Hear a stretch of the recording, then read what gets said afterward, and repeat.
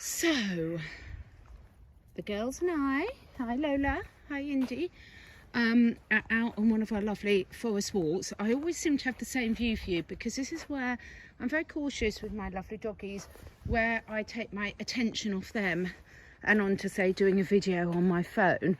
And this is a really safe place because I can see what's coming. It's away from roads, etc. Because what you don't want to do is take your attention off your dogs when you're out walking for all sorts of reasons, for wildlife safety, for their safety. There's a lot of dog thieves around these days, which is a horrible thing to say. There's roads that they could get onto. They could chase a deer onto a road, which would be disastrous for the deer and the dog. So if you're wondering why it's always the same view, this is part of a hour and a half if I'm walking really quickly walk, and longer if I'm not when we're going out. So this afternoon I am really excited. I won't film you, Indy, whilst you're doing a poo-poo, that's a bit mean, but I'm really excited because I've got another one of my lovely chats with Dr. Timo, the vet, and we're talking about probiotics and gut health today. And it's a huge subject. I mean, we could do an hour a week all year and still only get through half of it. But what I wanted to show you, for people that cannot afford to buy products and that say, well, it's all right for you, I can't afford to do this. This is probably the most important thing that any of us can do for us and our animals in terms of gut health. Get out in nature. Now you can see here the brackens and the ferns just turning brown because it's autumn here. So Lola's thinking, what's she talking about? What am I talking about, Indy? Isn't she beautiful? Look how fit these dogs are. These dogs are so fit. They are losing their coat at the moment. Oh, Lola, you're so fit. Show everyone how fit you are. Pretty girl. But yeah, so costs nothing. Yes, okay. Some of you might have to drive somewhere. But for your mental and physical health, for you and your dogs, we'll talk about cats in a minute, getting out in nature, so getting in the woods or on the beach, are the two most healing things and restorative things that you can do for your microbiome. And bearing in mind that when you're looking at your microbiome, we need to get away from this mentality where it's, oh, I take a tablet and then it's fixed. It's an ongoing day-to-day thing. It's an ongoing, it's a lifestyle. It's not I've sorted that problem, I'll tick it off the list, because all of us who lived in developed countries are constantly exposed to challenges to our microbiome, from EMF to glyphosate to chemtrails to what the hell's in our water, to what they're spraying everywhere, to what's on our food, to long shelf life foods, to the antibiotics that they pump full of the animals that the dogs are fed on.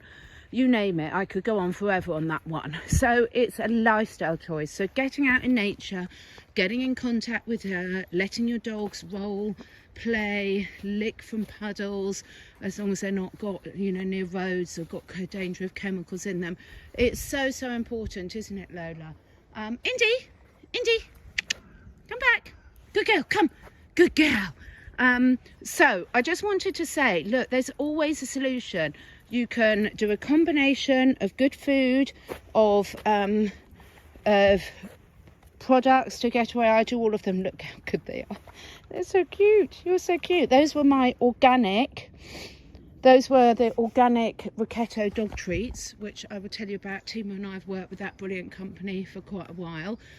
So yeah, so get out in nature.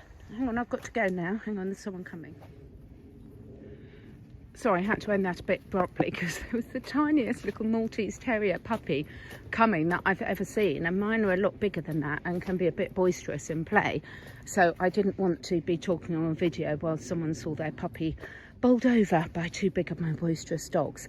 Anyway, so just what I wanted to say is, when you're looking at feeding your microbiome, there's always lots of different options, and there's not a magic pill for anything. So we will be talking later about some of the great products that I recommend to support living in today's polluted world. And we all live in different places and we've all got different challenges. So, what I need and my dogs need might be very different to what you and your dogs need, and cats.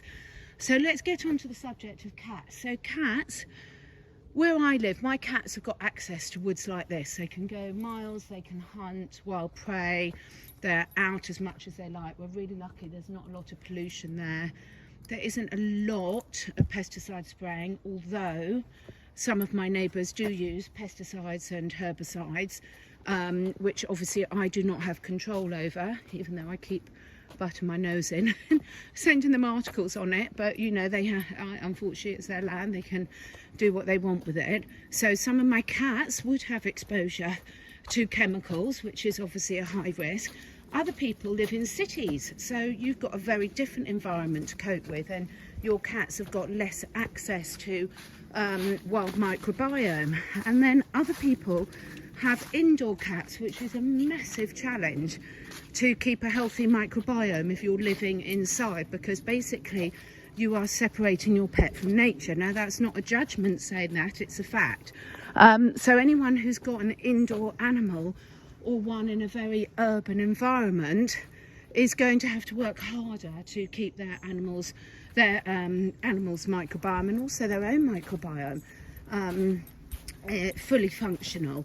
So we'll talk more about this over the coming weeks, but I just wanted to show people, you know, it doesn't have to be complicated, but it does have to be consistent. So what I would really encourage you to do is look at your lifestyle, look at how much time you are getting out to nature. Even if you leave the city, can you at the weekends take a drive out to a forest or a beach and spend a good half a day there with your dogs? If you've got dogs, obviously you're not going to be able to take your cats necessarily safely there.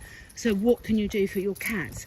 If they haven't got a lake around them, one of the things I work with is helping people enhance their environments. So how can you bring nature to the cats? So can you set up indoor gardens for them and things like this? So we'll talk more about this, but nature really is the biggest healer. Get out in it as much as possible, and don't forget our pets need it as much as we do. Now they're eating horse poo now.